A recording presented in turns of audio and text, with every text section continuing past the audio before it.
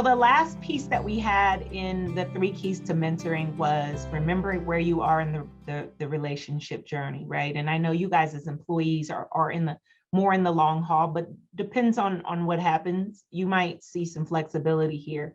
What's on your slide is from, I believe this is the National Mentoring Partnerships framework on just sort of generally what the stages of mentoring are, starting with sort of that building and honeymoon type phase, then going into that testing phase.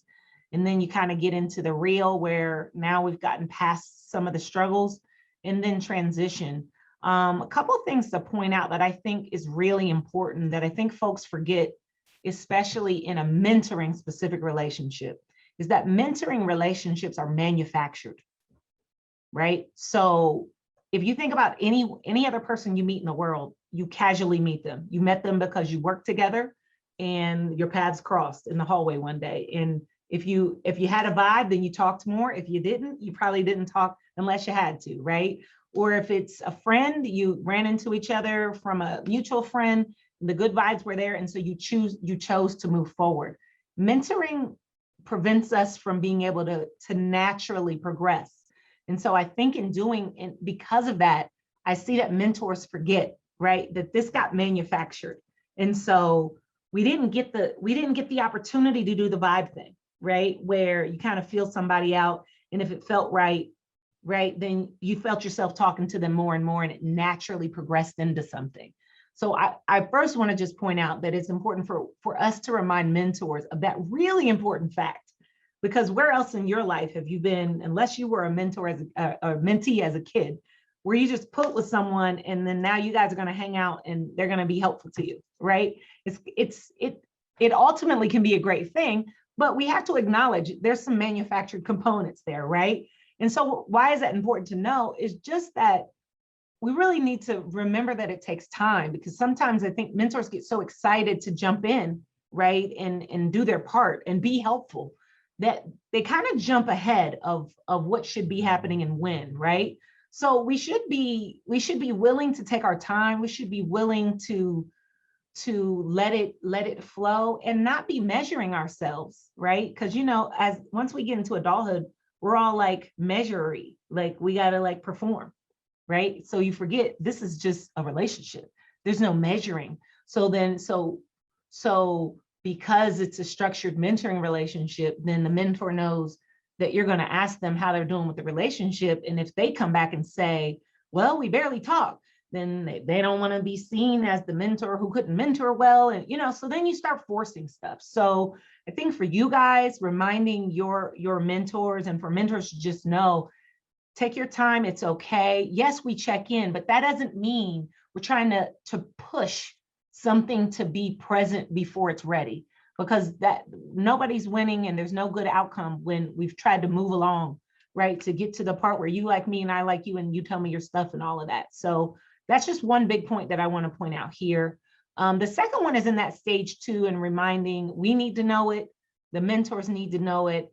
And, kids keep it so real. It can be really hard when they're doing that testing stage, because, they might call you out your name, Xavier. They'd be like, that's why your mama is, and as grown as we say we are, let a kid talk a little crazy to us. And then next thing you know, we're triggered. And I don't know if if we got 10 toes down on the let's not re-traumatize. And then now we over here trying to protect ourselves, right? So, we have to really challenge ourselves to remember, without trauma, right? Kids just test to see, people test. Adults do that sometimes, you've been friends for a while, then they just throw a little thing out there to see what you're going to do, right? So without trauma background, we know that's a thing, but for kids who have a history of abandonment, let down, and other struggles, that becomes even more of a factor. So we got to really make sure we don't personalize if they get into that testing stage, and we want to make sure we don't end up proving them right? Because if we let them test us to the point where we're like, he don't like me and I don't like him, I'm not going no more, then they did exactly what they were trying to do, trying to figure out whether or not you were going to be there when it got hard. And now they know. And unfortunately, when we have folks opt out on kids, because of that, or even adults, right? We unfortunately have reaffirmed something in their mind as true that we would want them to believe that it's not true that you're going to be abandoned when it gets hard. But when we don't keep our toes on the ground and we don't respond properly, that's what we end up doing. And I think Xavier might have a story. I might have to bring him off mute after these next couple points. But I ideally we get through the testing phase, and then we start to see what's really up, right? And then that closure piece.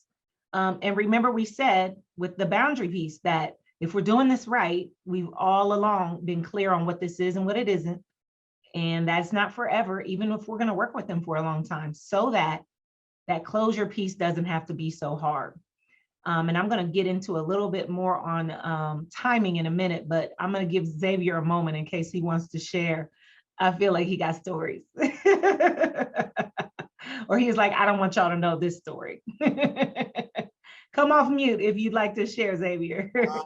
I'm good. I'm just like really observant today. As you're speaking, I'm thinking about all my other clients I've had in my time. So if I had to do one briefly, what's PG-13 that I can say? I had one client, his first weeks there. I used to work at a 24-hour residential facility. So I had a client, first week there, he was trying to get to know people. So I was also new. So he thought if I mess with the guards or mess with the people there, then I get my beef up. So he's coming at me crazy saying SMD. Yeah, I should know what SMD is, and all this other kind of violent stuff. He was looking to laugh, and I'm like, "Oh, you laughing at me, bro?" 6 months later, he's like defending my honor. And when somebody's trying to attack me, he's telling other young people about me. So like they're all behind me. So just being consistent and just like being really cool. I mean, yes, we had to reprimand him, but having that conversation like, yo, bro, what's up? Like, you don't know me. I don't know you. Normal people say hello. This bothered me. This didn't bother me. What's up? Let's try this. And so just being able to like give them a space to fail and like trying to be the same person every time. It's always one of those you're gonna try because they're always gonna test you. And because they're younger than you, it's like, oh, so you think you bad. So it's one of those that is set in front of yourself. But it's been definitely learned. So that was my quick ramble. I'm gonna go back on mute. Thank you for sharing. And I think that's important too. You said giving them permission to fail, but giving ourselves permission to fail. Because if one of our toes does come off the ground and we only now have 9 toes down, right? That we make sure that we revisit them to say, you know what, my bad.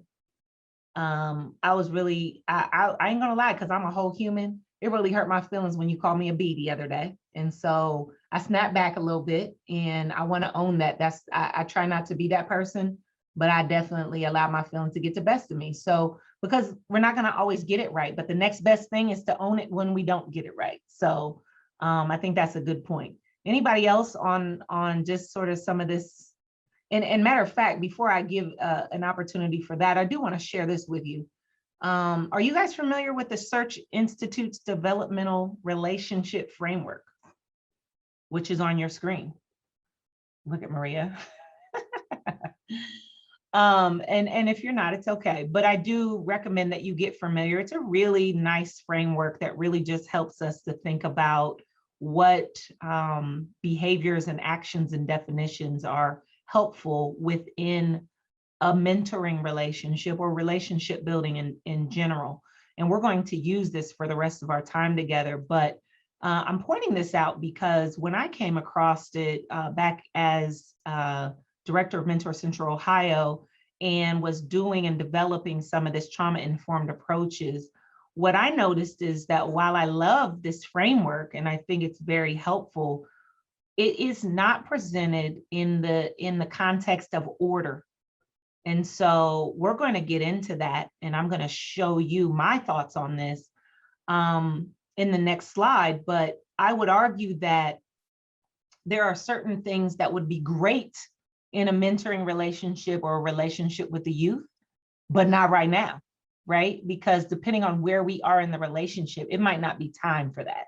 So on this slide here is my adaptation.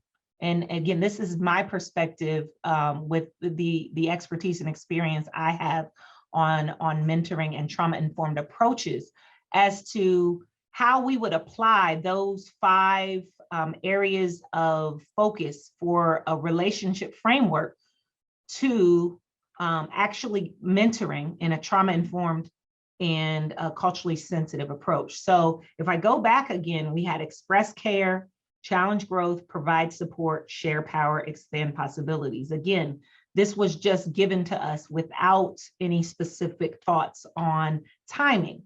So when we go here, if you notice, I don't have challenge growth as the second thing. So I put this in sort of a Gantt chart so you can see everything to do with express care for the most part is happening all throughout the relationship, right? Because we want to be dependable and listen day one. We don't need to get to know each other well to be good listeners and know that being dependable is critical. Now, believing in me, being warm and encouraging, you might say that's from day one. But there are times where being too warm and acting too friendly can come off like you're not authentic. So that's why I pushed that one a little further back, because we got to be thoughtful about that, right? And if you don't know me and we just met 2 weeks ago and you're all super encouraging, I might not be feeling the fact that you got all these encouraging words from me. So I put that one, again, a little further out. Now, obviously, respect me and include me. I don't need to know you long to know that respecting you and including you would be a great idea. Now, on the other two in share power, collaborating and letting me lead, I don't even know if we've gotten to the point where that's even a conversation yet. So I pushed that one back into the testing and challenging phase. And again, this is not exact science. This is just me trying to offer some thoughtfulness about timing and when we do what we do. And we're going to actually get into some application with these here in a minute. So it'll be cool to see how it plays out. Again, providing support, navigating, empowering, those are things that might come as you're into the relationship a little more, but setting boundaries, of course we have boundaries we have to set because we have some rules, right, that we have to follow. But if we go too hard on that too early, right, it can come off as insensitive, right? Xavier just said it, right? We got to check them if it's getting a little rough, right? But we don't want to go too hard on that when we don't know each other yet, right? So I pushed that back a little bit, and you see the rest of the expanding possibilities and challenging growth. I've put those a little bit later in the relationship because how can I, if I show up to you trying to expand your possibilities and we don't even know each other, then am I making this stuff up about how much I believe in you and you could do anything? Well, how do you know? I mean, you know what I mean? Like it could be taken as you're kind of just blowing smoke, right? And then challenging growth. If I don't know you well and I'm saying, oh, come on, you could do better than that. You know, depending on where we are in the relationship, that might be received in a way that we hadn't intended. So just want to throw this out. We're going to, in the following slides, get into application. But just want to ask you for now, before we get into the application, because what we're going to do for the final slides is literally take all 3 points. So being developmental, being trauma-informed, being culturally responsive, and thinking about our timing. We're going to kind of talk about what a youth might say. And I kind of got ahead of myself and shared some of those just now, but we're going to talk through those for the remainder of our training. So just want to pause real quick. Any thoughts on the timing piece and just thinking about how in certain cases, a certain approach or a certain focus might not be good timing, depending on where we are in a relationship?